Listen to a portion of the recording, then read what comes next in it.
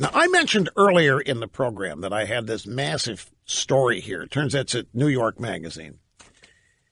On all of the things that have happened inside the deep state, the administrative state, that are unraveling so much of what the liberal Democrats have instituted throughout the bureaucracy in decades. It's a New York Magazine story by Nick Tabor, and I got the print size down to 6 pages. I'm not going to go through all of this, but I'm just going to give you enough of it as a flavor. 55 ways Donald Trump structurally changed America in 2017 is the headline of the story. The subhead, these are the concrete actions his administration has taken to alter how the country works. Here we go. Subject, immigration. Travel from 8 countries is banned. All refugees from 11 countries have been blocked from entering the U.S. Protections for the Dreamers have been rescinded. A program for child migrants fleeing violence in Central America is being phased out. You realize how big that is? That's what was happening during the last year and a half to 2 years of the Obama administration. When trainloads of Central American kids without their parents were arriving in the United States, the Obama administration was taking them off the train and moving them all over the country and placing them in individual families. The objective of this was to get these kids in the...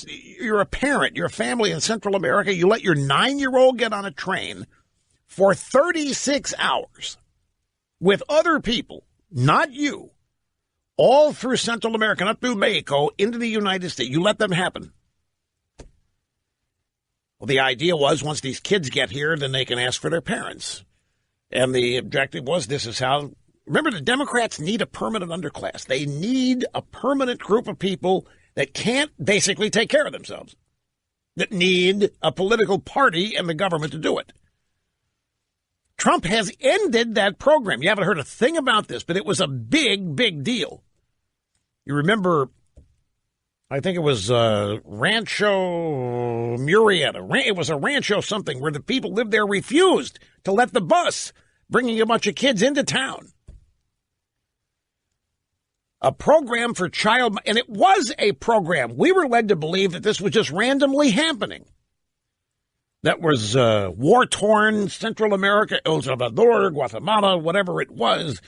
Circumstances were so bad that parents were putting their kids on the train to safety. It was a program. It was an Obama administration program. Trump is phasing it out. Protections for the Dreamers have been rescinded. The Department of Homeland Security will start cutting off protections for the nearly 700,000 Dreamers in March by decree from Trump. All refugees from 11 countries have been blocked from entering the U.S. This is the Trump travel ban that finally is in place. Still under the topic of immigration, the U.S. has backed out of the United Nations Migration Agreement. Spouses and children of refugees have lost their path into the U.S. Immigration agents are now required to treat the claims of asylum seekers more skeptically. In the past, all you had to do was claim political strife and you could be granted asylum. Not the case anymore. Green cards are taking longer to obtain. There's 8 major changes in immigration without any legislation. This is simply the reversal and the unraveling of previous executive actions and orders by Obama and previous presidents. And all 8 of these are things Trump promised to do. And you haven't seen a news story on very much of it because Trump isn't ballyhooing it.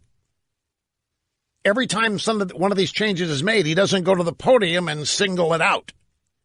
It's all happening behind the scenes, but it is happening. And this New Yorker reporter, or New York Magazine reporter, dug all this out because he's trying to sound the warning bells to his buddies on the left that there's real damage taking place to the leftist regime. Under the topic of criminal justice, federal prosecutors have been stripped of their discretion and ordered to seek maximum penalties. That's from the Attorney General. That order was issued in May. A police department reform program has been cut off. Well, you know what that is. That was the Obama administration taking over local police departments, Ferguson, Missouri, Baltimore. They would demand that these local communities sign consent decrees that would essentially allow the Obama Department of Justice to take over local police departments after those local police departments had been accused of racism and a number of other isms that the claim was citizens in these communities are being unfairly discriminated against. Well, that reform program has been cut off after the DOJ sued the police in Ferguson and ordered the department to clean up its act. The DOJ created a program where other police departments could seek similar guidance, but on a voluntary cooperative basis. It never was voluntary. Eric Holder demanded it. Police departments in Philadelphia, San Francisco, Las Vegas, there were 30 of them, were essentially taken over by the Department of Justice. Jeff Sessions cut off the program, channeled the money to groups like police unions. The money that was being spent to co-opt local police departments is now going to police. Have you heard this? Local police are once again stocking up on military weapons. After police in Ferguson used military weapons against protesters in 2015, Obama took measures to end the militarization of police. Jeff Sessions rescinded those rules so police can once again obtain surplus grenade launchers, bayonets, and armored vehicles for free or with federal dollars. Now you might say, well, that's not right. Just to stay even with the protesters who do have this stuff. 500,000 fugitives are now allowed to buy guns. Education. Predatory loan companies now face less scrutiny. Now, remember, this is written from a leftist perspective. It's easier for for-profit colleges to rip students off. Folks, there are an amazing number of things happening here, reversing a bunch of cockamamie crap that the left instituted. Nobody knows about it. It isn't being reported. Trump's not highlighting it, but don't doubt me. This is just half the list. Yeah, it was Murrieta, California, not Rancho Murrieta. There's so much ranchos out there. There's Rancho Cucamonga, Rancho Cacamunga. But this is plain old Murrieta, where the buses were refused. By the way, folks, this list, environment. The U.S. has rescinded its commitment to the Paris Climate Accord. That you knew. The EPA is dismantling its clean power plan. That is an exclusive Obama plan. And by the way, how about all of these freezing people in the Northeast who are trying to get by on wind power today? They're having to resort to coal.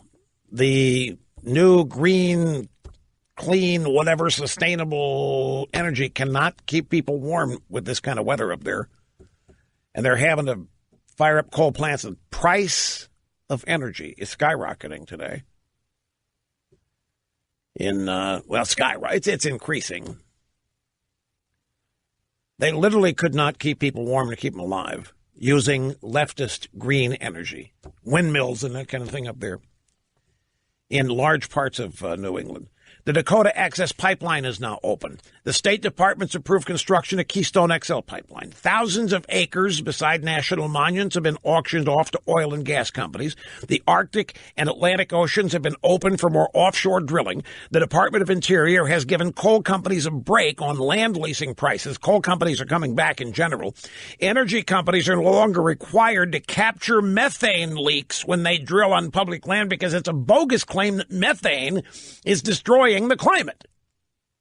So it's getting cheaper here to drill on public land. Energy will be cheaper. The EPA has canceled limits on the pollutants power plants can dump into the waterways. Now, don't let that scare you. It was a bunch of garbage in the first place. There is so much being reversed that you're not hearing a word about.